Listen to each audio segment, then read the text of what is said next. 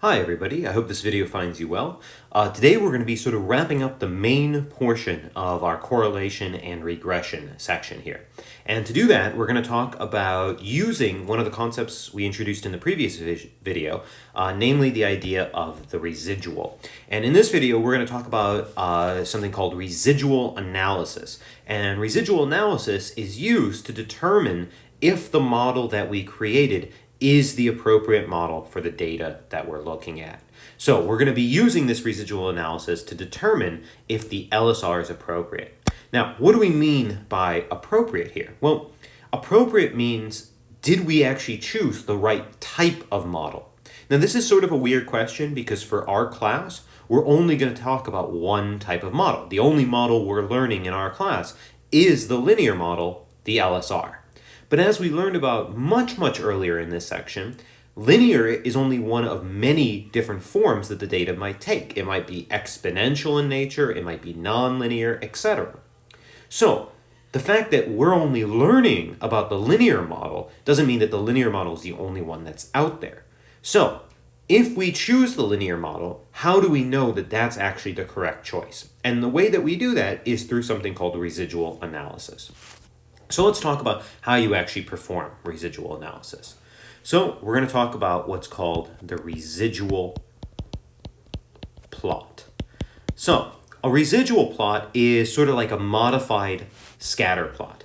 What you do when you're drawing a residual plot is you still draw yourself a quarter of a coordinate axis, and you still put your explanatory variable on the horizontal.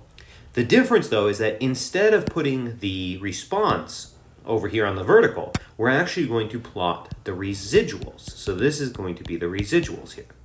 Now, as we talked about, the residuals are those y minus y hat, or the actual response minus the predicted response. As we sort of talked about, sometimes you're going to get positive residuals and sometimes you're going to get negative residuals. Now, in algebra, we often put the positive numbers here and the negative numbers here. But to keep all this in one quadrant here, what we're going to do is we're going to sort of float 0 up here. And we're going to put a little dashed line. And then all the sort of positive residuals will be there and all the negatives will be there. So a residual plot then will be a scatter plot where each point is got an explanatory value and the residual that corresponds to that explanatory variable. So what are we looking for in a residual plot? Well, a sort of good, oh, that looks a little ugly, excuse me, right? A quote-unquote good residual plot will look random and scattered. This indicates our model is appropriate. A sort of bad, quote-unquote, residual plot will look patterned, usually like a U shape or an upside down U shape. And this indicates our model is not appropriate. And in fact, if we see one of these, either a U shape or an upside down U shape, data is actually exponential in nature. Okay? So, to summarize this, a sort of good residual plot will look random and scattered. And if we see that, what that means is that our choice of a linear model, the LSR, is appropriate. On the other hand, the sort of bad residual plot is going to have a residual plot that looks patterned. For our class, those patterns are usually going to be like a U shape or an upside down U shape. And if we see that, that actually means our choice of model is not appropriate. And actually, behind the scenes, what it's really telling us is that the data really isn't linear, it's actually exponential. And if you think way back to when we first started all this section on correlation and regression, this sort of tells us that we are able to identify form mathematically. We talked a little bit about how visually it can be hard to separate linear from exponential because they're both monotonic, but one has a curve and one doesn't. Well, now we don't have to do that visually. We can do that through this mathematical procedure, the residual plot. So, as just a little quick example, right, what we sort of mean here is, so the sort of good residual plot here would look something like this. So there would be 0, there's your sort of dotted line there, and you would see maybe a scattering of points sort of all over the place, right? So that would be a good residual plot, and that means your sort of linear model is appropriate, okay? Now, your sort of bad residual plot, again, like we said, it could be a U-shape or an upside down U-shape. Let's just give an example of what we mean by that. If we saw something like this, right, where you can sort of see that strong U-shaped pattern to that, that indicates the linear model is not appropriate. Okay.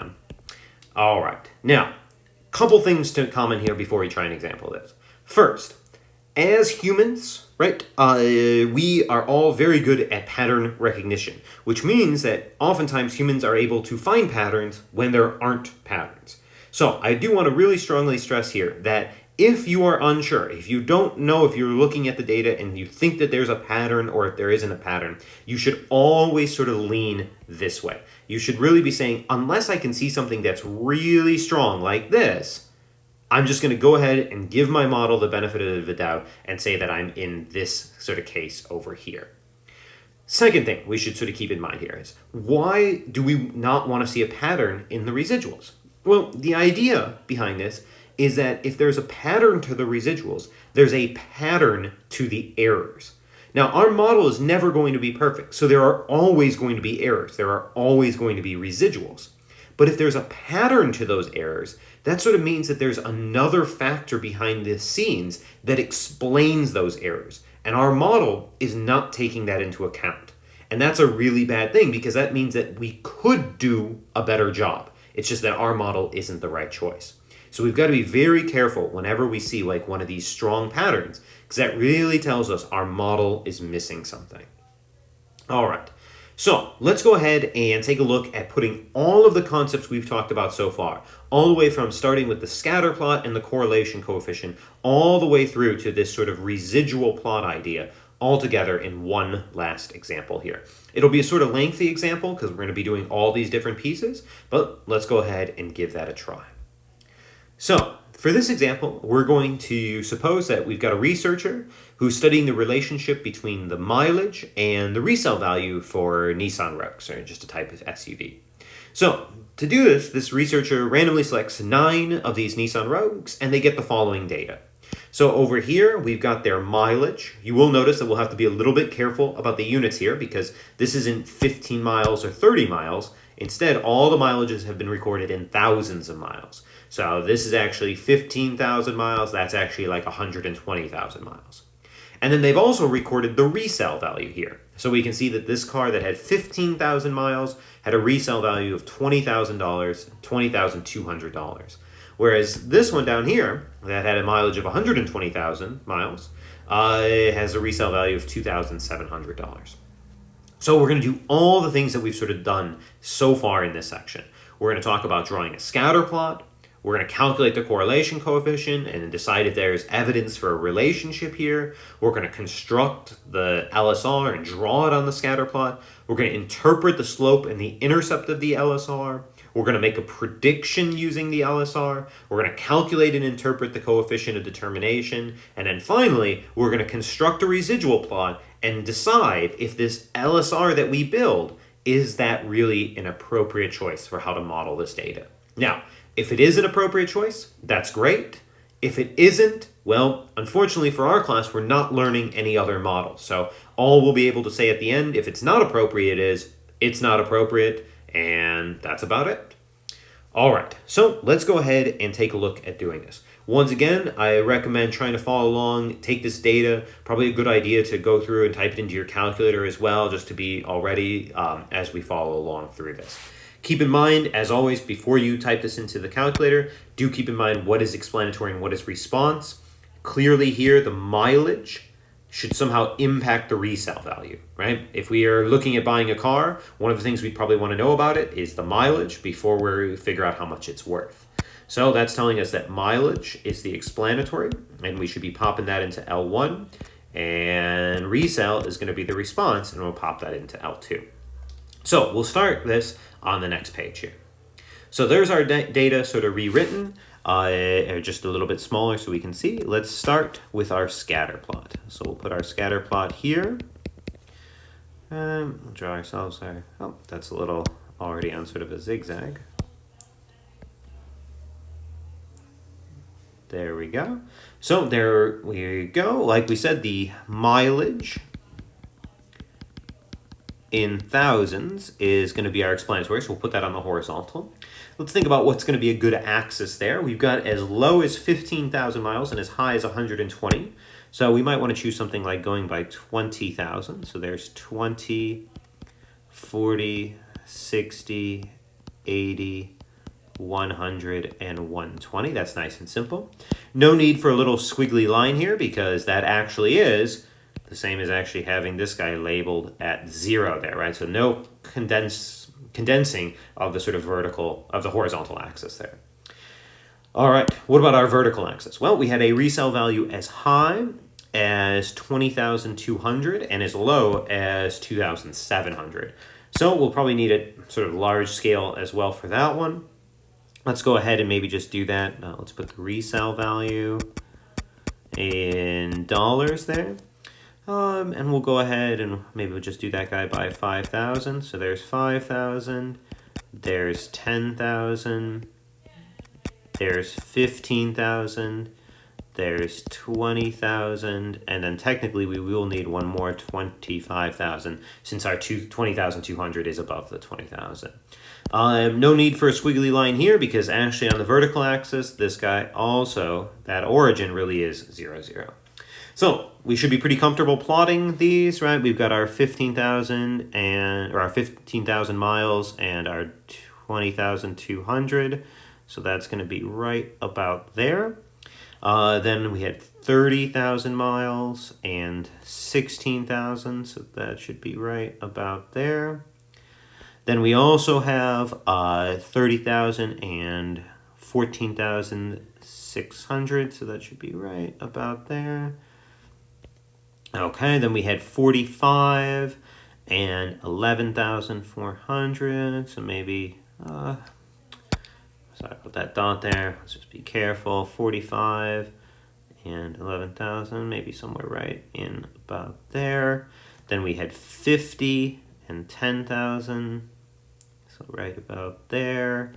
And then 75 and 6,400, so maybe right about there, and then 85 and 5,300, so right about there, and then 105 and 3,600, so maybe right about there, and then 120 and 2,700. So we've got our data sort of like that. Again, we can sort of probably visually sort of see, we're definitely seeing sort of a decrease to this, right? As the miles go up, the resale value seems to decline. That also makes sense from an intuitive standpoint. So we are expecting a negative direction to our correlation here, if there is any correlation. So let's confirm that by calculating that correlation coefficient and discussing, is this a strong enough pattern? Now, you guys should sort of know already, this is a very strong pattern. I mean, literally, as the miles went up, the resale value declined. So we should expect that there is going to be evidence, but we want to confirm that through the correlation coefficient. So if you go to do the correlation coefficient for B, you can use that linreg AX plus B with your data in there. And if you do that, you should get an R value that is approximately negative 0.9650, right? And notice, as predicted, the R value is indeed negative here, which is what we saw in the sort of direction of this. Okay, So let's go ahead and decide if that's strong enough. So we'll go take table E here. We had 9 data points. You can always just check by counting. 1, 2, 3, 4, 5, 6, 7, 8, and 9. So we have n equals 9. That tells us, if we go look up table E real quick, we had 9 data points, and we use that 0.025, so we should be right there at 0.6664. So we'll go back, and our critical value here is 0.6664. We can compare, right, the absolute value of R. Well, that is necessary here because that's a negative and that's positive. We need a fair way to compare them. The absolute value of R is certainly greater than the critical value, right? If you took this guy in absolute value, he would just be 0.965, and that's certainly larger than 0.6664. So since the absolute value of R is greater than the critical value, we have enough evidence. And for what type of correlation? Well, a negative correlation. So enough evidence for a negative correlation. So in other words, we are convinced that the pattern that we're seeing here really is strong enough to tell us that the mileage does indeed help explain the resale value. All right, what else did we want to do? Well, we wanted to get that LSR, so let's go ahead and do that. To get the LSR, we continue to use that linreg AX plus B. We want 2 things from that. The A value should be about negative 160, and B should be about 19941. So that tells us that our LSR can be written as Y with that little hat is negative 160x plus 19941. And again, if you like that sort of presentation, you can just leave your LSR like that. That's fine algebraic notation. If you want, though, you can also remind yourself, what were these values? Well, the Y here was that sort of resale value. So we can say that the predicted resale value is equal to negative 160. X was the mileage, but we got to remember that it's in thousands. So negative 160 times mileage in thousands plus 19941, right? And again, either form for the LSR is appropriate. It just depends on what's going to be easier for you to use. We also wanted to draw it on the scatter plot, so that means we need 2 points. So to draw, we need 2 points. Again, you can choose any 2 values that you like. We'll probably just go ahead and use the sort of 2 ends here at 0 and 120. But again, you could choose any sort of x values that are convenient for you. So let's go ahead and choose x equals 0. That should be very easy to plug in. We'll get y hat is negative 160 times 0 plus 19941, which is going to give us 19941. And so our first point is going to be 0, 19941. We can go ahead and plot that guy on there, right? That would be somewhere right about there. Okay. And then we'll need another point. So let's go ahead and do that. Let's choose x equals 120. Just because, again, I like to always choose the ends of my axis. 120 plus 19941. And we can type that into our calculator. Let's see, negative 160 times 120, and then plus 19941. We can see that that comes out as 741. So our second point would be 120, 741. So we can plot that point on there. That guy should be sort of way down there. Okay.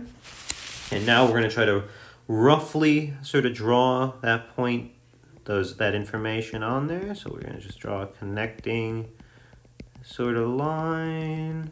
And there we go. So there's their line. I'm sorry, it's a little crooked there, but overall that line that we just drew on there does seem to generally fit the sort of pattern of our data there. So that is our LSR. Again, remember you could choose any 2 x values to do that. You just got to choose something so that you can actually sketch it onto the scatter plot. All right. Let's talk about some of the components of our LSR, right? We know that there's these 2 components, the slope and the intercept. So let's talk about each of those elements here. So the slope, well, The slope we know is at negative 160. Algebraically, we know that that means when we go up 1 in x, again, always about going up 1 in x, the slope, right, this value right here is what happens to y. Since it's negative, that means we go down 160 in y. So let's think about what those things mean. Going up 1 in x. Well, x, remember, is your mileage in thousands. So when you go up 1x, you're really going up 1 mileage in thousands. While in thousands indicates that that's 1,000 miles. Okay, and what about y? Well, y is the resale value in dollars. So going down 160y is going down $160.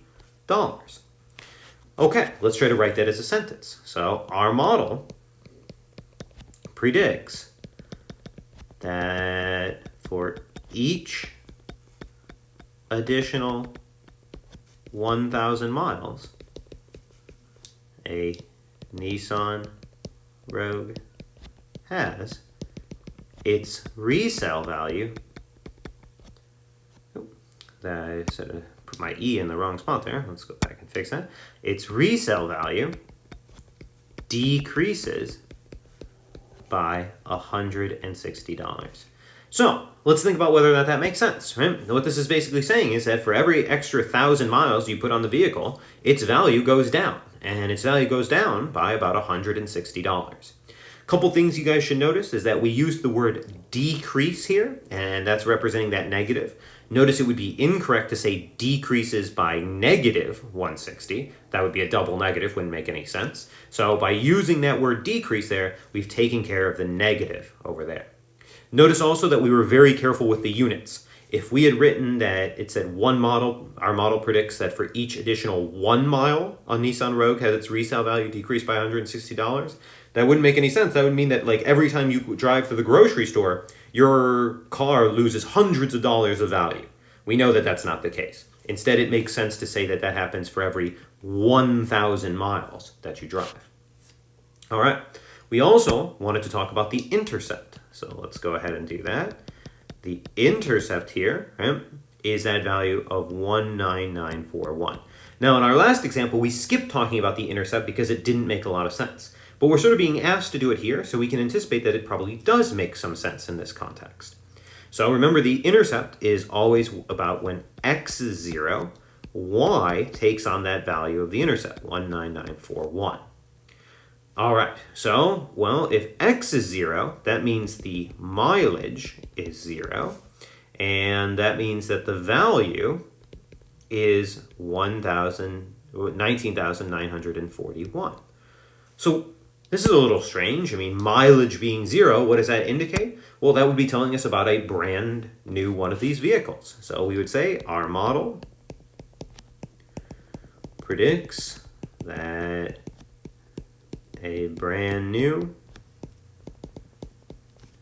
Nissan Rogue is valued at $19,941. So notice that in this case, I mean, it having 0 miles makes sense because it's possible for a vehicle to have 0 miles when it's brand new. And so that sort of tells us the sort of starting value of these vehicles, and then the slope tells us how much it declines as we begin to use it or drive it. So again, for you guys in this class, you'll only be asked to talk about the intercept if the intercept makes sense in the context that we're talking about. The slope will always make sense, so you should be very comfortable writing these types of interpretations. The intercept may or may not make sense, but definitely make sure you understand when it does.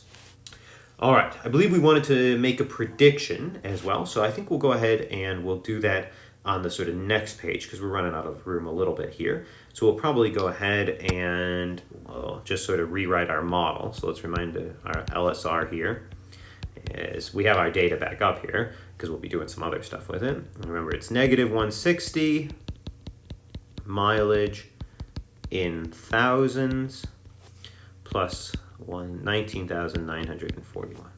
All right, so we wanted to predict value for Nissan Rogue with 60,000 miles. All right, so how do we do this? Well, we know that whenever you see that thing about predict, that means plug in to your LSR. All right, so what are we going to be plugging in? It might be tempting to just plug in the 60,000 right in there. If you do, though, you're going to get an answer that's in the negative millions probably, because taking negative 160 times 60,000 is going to be some huge number, and you're going to get this massive negative number, and it's not going to really make any sense. So why do we not just plug in 60,000? Well, we got to be careful about the units here. The units is the mileage in thousands.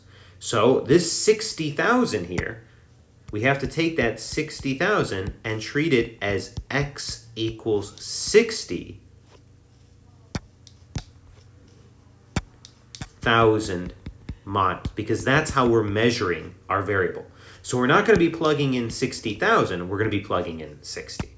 So let's go ahead and do that, right? We'll get our predicted value as negative 160 times 60 plus 19,941. We can do that on the calculator real quick. Negative 160 times 60 plus 19,941. You get 10,341. So we would say we predict a Nissan Rogue with 60,000 miles will have resale value of $10,000, $341. So $10,341. Now, if you guys think about that, right, you could actually imagine sort of practical uses of this. If you were looking at one of these vehicles and it had 60,000 miles and somebody was going to sell it to you for $15,000, well, this would tell you that's not a good deal because its predicted resale is only about $10,300.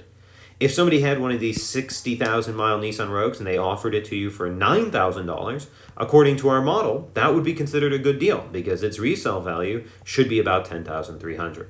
So while we're making predictions sort of abstractly here, you should keep in mind that in real life, people use these predictions to make decisions. Can we trust this prediction? Well, in terms of trusting it, yes, right? X equals 60 is in that explanatory range. What was the explanatory range here? Well, it was anywhere from 15,000 miles, which was the lowest, all the way up to 120, which was 15 to 120. So we can go ahead and trust that prediction. All right, last sort of review thing we want to talk about here is that coefficient of determination, r squared. You can get your r squared from that linreg ax plus b, or you can just manually square the r value. Either way, you should get r squared to be about 0.9313. What does this mean? Well, remember we always interpret it as a percentage. We would say 93.13% of variation in resale value is explained by changes in mileage. Now, that is an incredibly high r squared value, and that's telling us that mileage is a really great predictor in this case of the resale value. So we would be very comfortable using mileage to tell us about the resale value because so much of the variation is being accounted for here. All right, last part here. The last thing we want to do is our residual plot. Okay. Now, to do this residual plot, what we're going to do is we need to calculate those residuals. And remember, a residual is y minus the predicted value. So we're actually going to take this and sort of add in a couple things onto our chart here. So I have my chart right up here. I'm going to add on a couple of extra rows. We have already our explanatory here. We have our response, or our y, right here. So we have the first component that we need already. What we need is some predicted values. So let's make a column for that. So we're going to make a resale value predicted. So in other words, we're going to make a y predicted column. Okay. So we'll extend our sort of table here and make some predictions. Now, once we get those predictions, sorry, my lines are a little squiggly there. Once we get those, then we will actually go ahead and make a residual column. And our residuals will just be y minus y hat. So to get the residual, all we'll need to do is take the values that are here and subtract the values that are here. So we'll go ahead and we'll do that as well. So I'll just continue my lines across. Well, I was about to say a much better job of drawing straight lines there, but that's clearly not the case. That's okay though. All right, so only question is, we know how we're going to fill in this column, because to fill in this column, we just need to take these minus these. The real question is how to fill in this column. Well, these are going to be predicted values. How do we get predicted values? Well, we always just plug in to our LSR, into our model. So we'll talk about how to fill in this first one really carefully. So I'm going to show you guys over here how to fill in that first one, and then we'll fill in the rest very quickly. So first predicted value. What would we do? Well, we would want to use our model here, this guy right here, and of course we need to know the mileage in thousands, which will be right there. So what we will do is we'll take negative 160 times 15 plus 19,941. And that first value should be then negative 160 times 15 plus 19,941. And you should get 17,541. So we'll fill that in, 17,541. All right, now we will rinse and repeat, taking each of these explanatory values here, popping them into the model, and then recording the predicted resale value. So you can follow along on your calculator. The next one would be negative 160 times the explanatory, which would be 30 plus 19,941. And that should give us 15,141.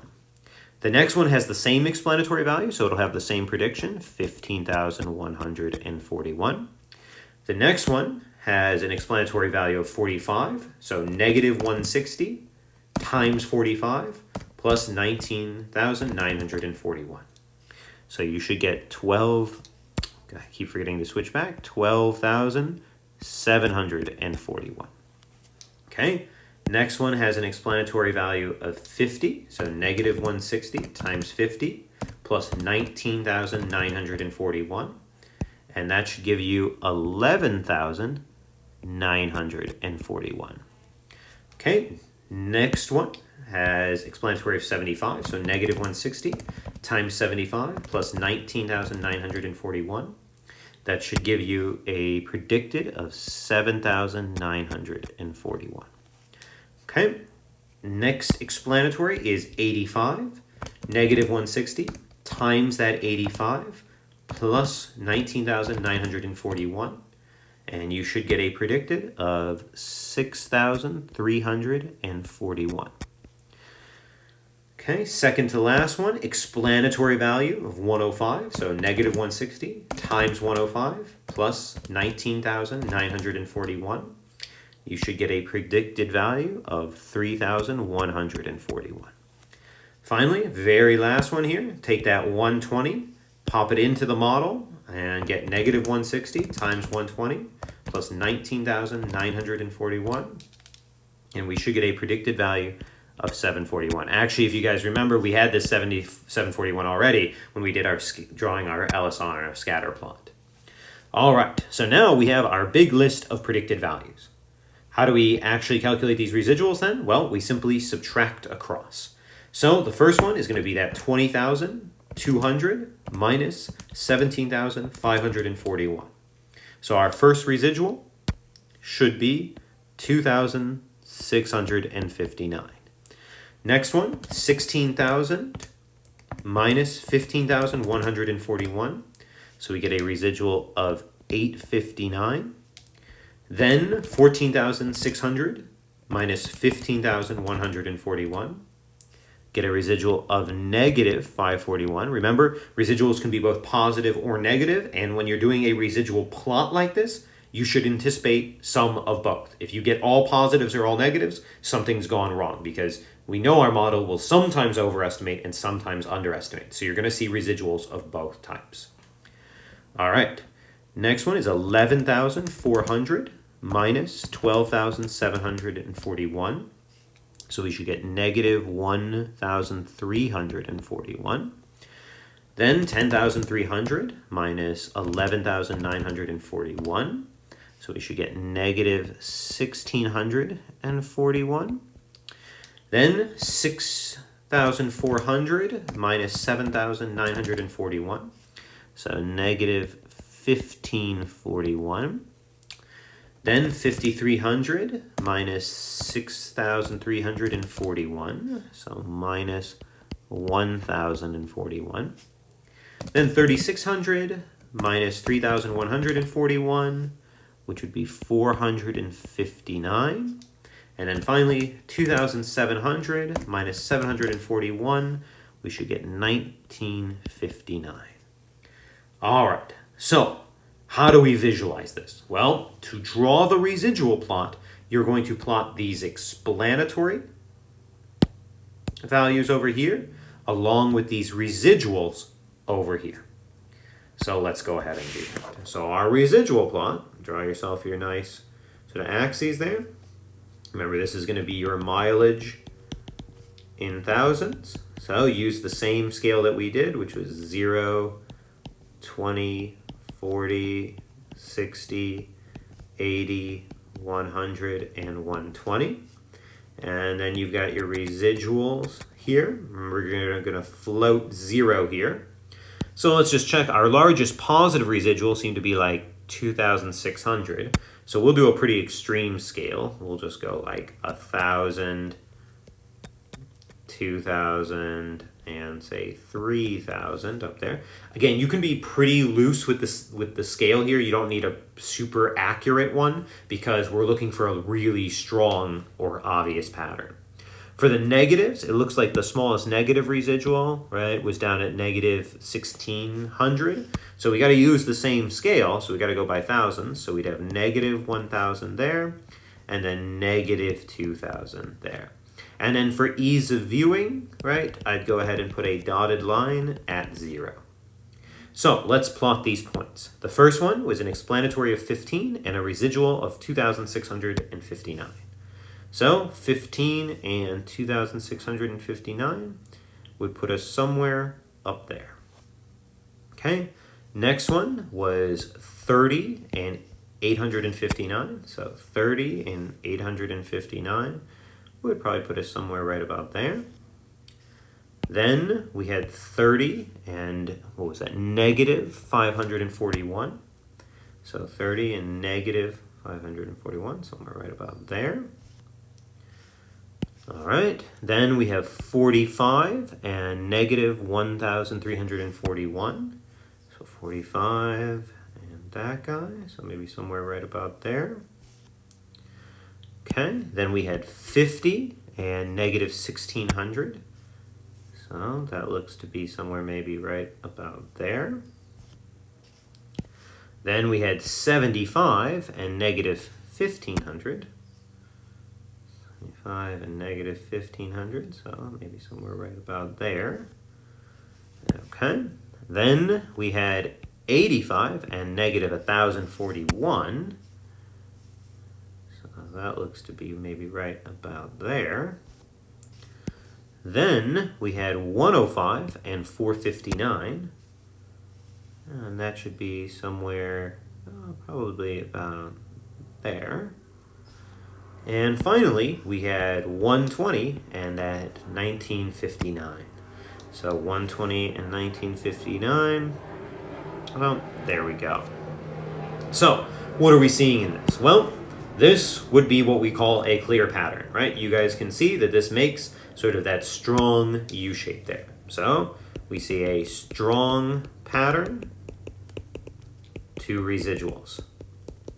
What that tells us is that, unfortunately, despite all of the work that we've sort of done, the linear model is not appropriate. We actually should not be using a linear model, a straight line, to estimate this data. Instead, something like an exponential model would be a better choice. Now, I know that's sort of a bummer conclusion after all that, to sort of realize that we were choosing the wrong model. But let's go back just real quick and take a look at our data and sort of see if that does make sense, right? If we're really looking at something that really isn't linear in nature, but is maybe more exponential.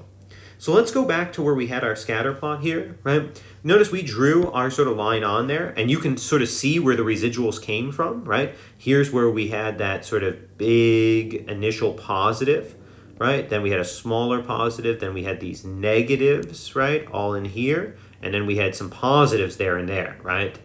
Notice that even though our line, roughly fits the data, it probably would have been better had we drawn something that sort of had a curve to it, which would be exponential in nature. Now, of course, we don't know how to do that, and that's outside the scope of our class, but you can see that what we're sort of seeing visually, that there is sort of a bend in that data, is then confirmed by this residual plot. By that strong pattern to the residuals, that tells us that that linear model, even though it's the one we know how to build, is not actually an appropriate choice for our data.